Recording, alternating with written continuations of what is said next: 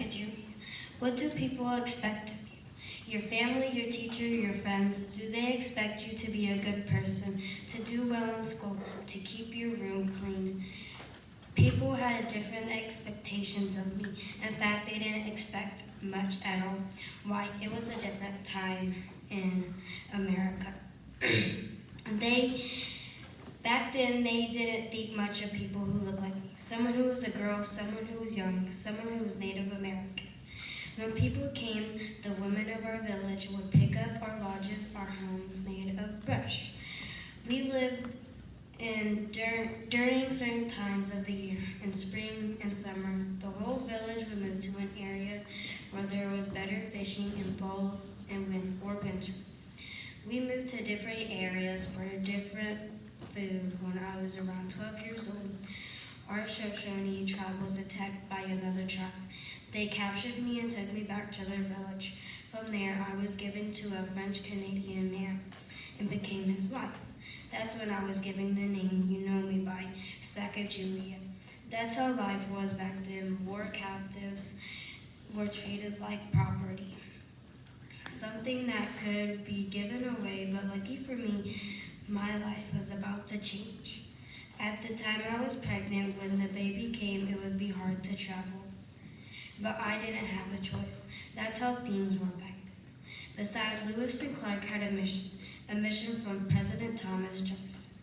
But the only way to make it happen was with a translator who could help speak to Native Americans, who were already living there by the time we were ready to leave. My son was born. Clark gave him the name Pomp, after a Roman general.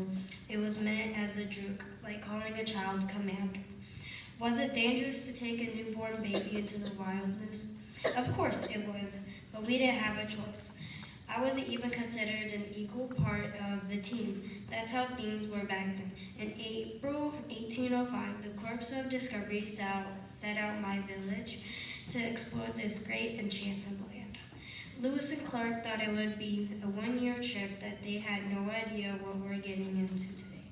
People say I was a guide, but my real job was as a leader. Soon enough, though, Lewis and Clark realized I had other skills. My people lived on this land. I knew it was secrets. With a sharp stick, I'd find wild artichokes that mice had buried in the ground. It wasn't their food, though. This was my land.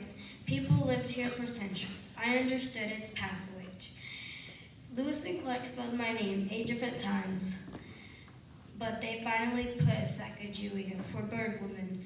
One day, during a sudden storm, my husband lost control of our boat. The vessel nearly flipped. The man panicked and fought in the middle of this pioneer journey. Our supplies, which could not be replaced, were needed for our survival, which were about to be lost. Only one person stayed calm. But skipping forward in 1812, I had my daughter, and soonly after I passed away. I am Sacagawea.